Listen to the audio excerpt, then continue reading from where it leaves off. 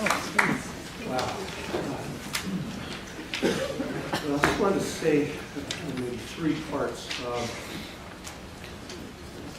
I met Holt here when I got out of the Navy in 1970, and I came here on the GI Bill, and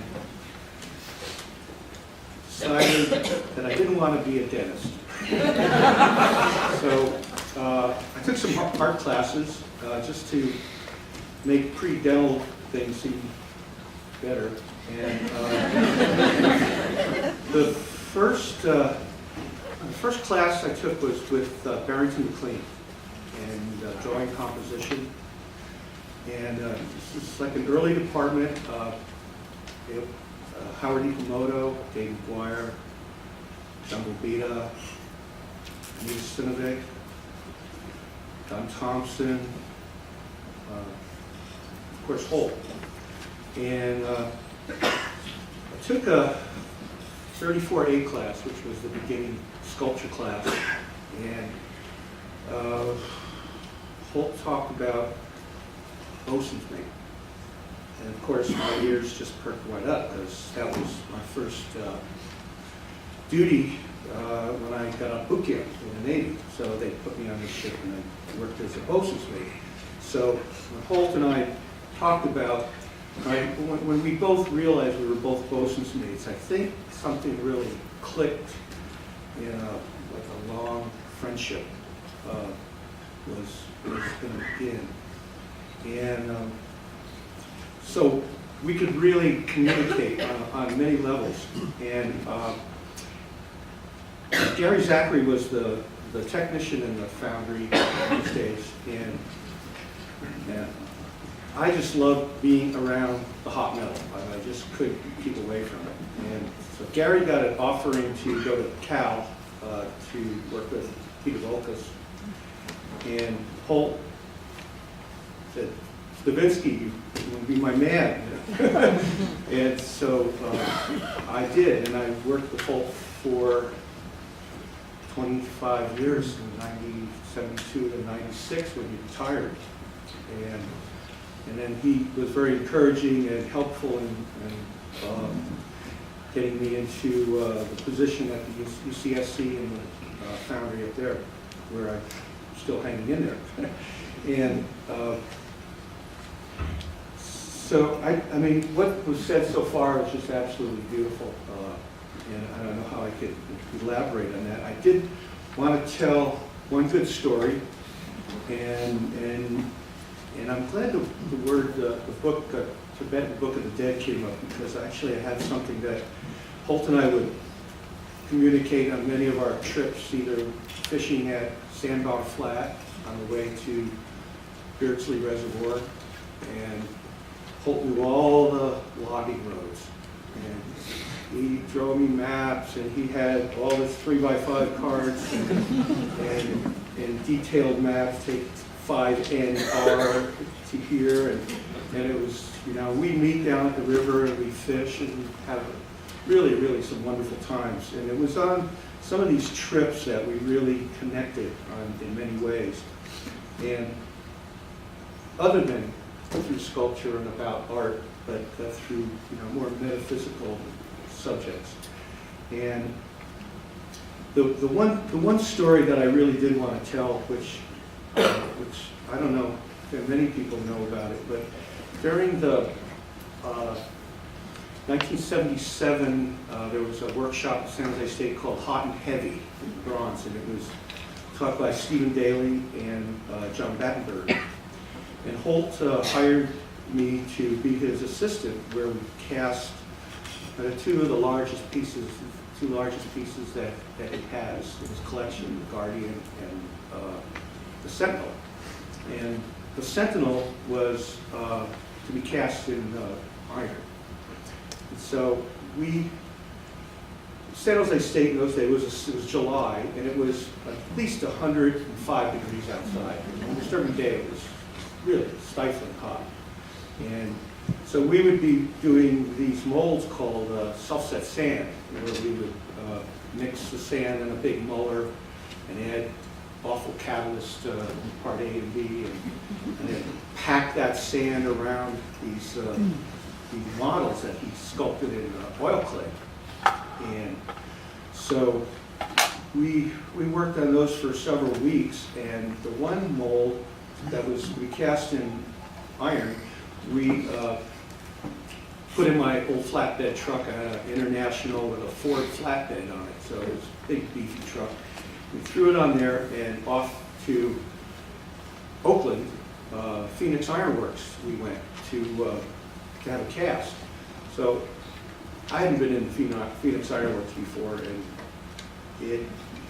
it was one of the most humongous industrial buildings I've ever seen in my life. There was this conveyor belt where just whole engine blocks were going up the conveyor belt and dropping down inside this huge crucible.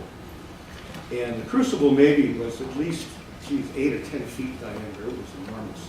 And they were pouring the counterweights for forklifts that day. The whole body of the forklift was this enormous thing.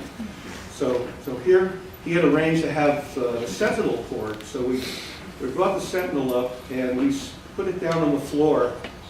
And I mean, it just, all the molds were just, it was just this little thing. It was just, maybe a little bit bigger than a body.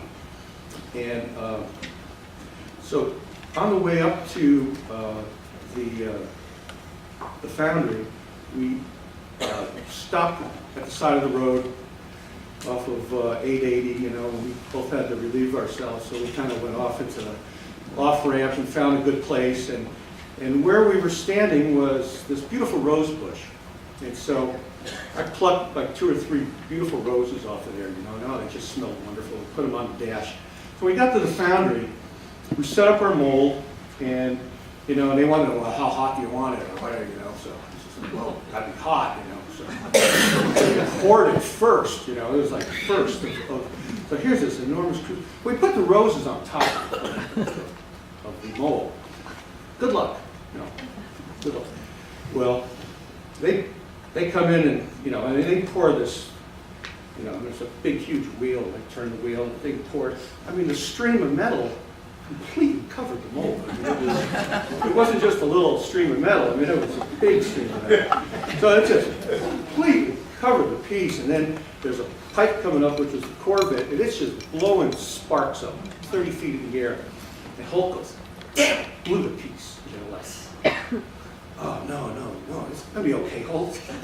He was like really worried about it. So I mean, at that point there was nothing you could do. So I mean, it cools down enough, and they put a thing around it. Before we put it in the truck, the workers came over to talk to us, and they said, "So what's with the roses? You got a body in there?"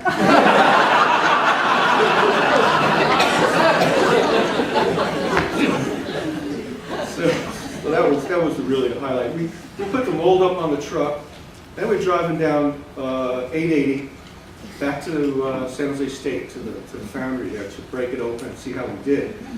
And the whole trip down there, I mean, it's still smoky and it's stinky, and the resins are burning off of it. And we're driving down the freeway, and this thing is just putting out smoke behind us. We're like, oh, I hope the cops don't stop. But of course, they did. And the piece came out good, and it's in the studio. And actually, the other piece came out really well too. And there was one of the slides in here of a whole bunch of people all standing up in a little pyramid, and that was from that workshop with Steve Daly and John Battenberg, and Holt's kind of the second from the left, holding the shovel.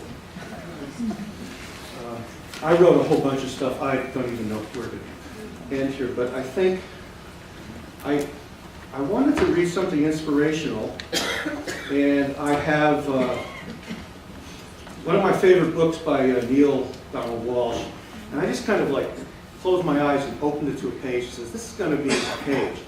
Well, it happens to be, today's the 13th, and I have to open it to the 13th remembrance. And I'll leave you with this. And the 13th, and this is a conversation that the author has with God.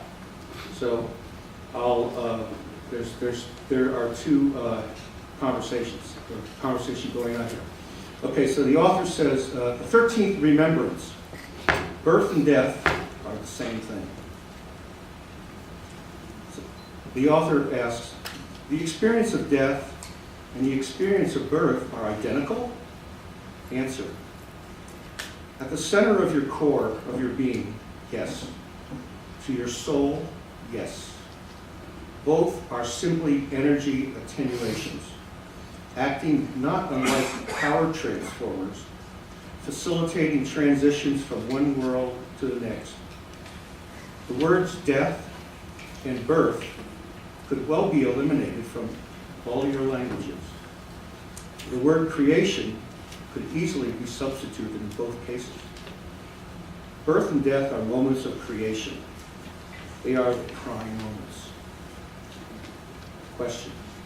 So instead of saying that so-and-so was born today, we could say that so-and-so was created today. And instead of saying that so-and-so died today, we could say so-and-so was created anew today.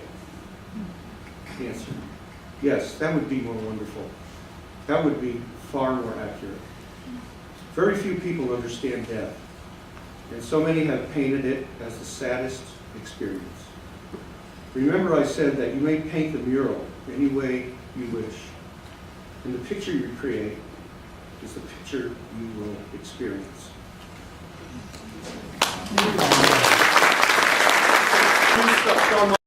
Now the new bronze casting instructor here, the new department across the street.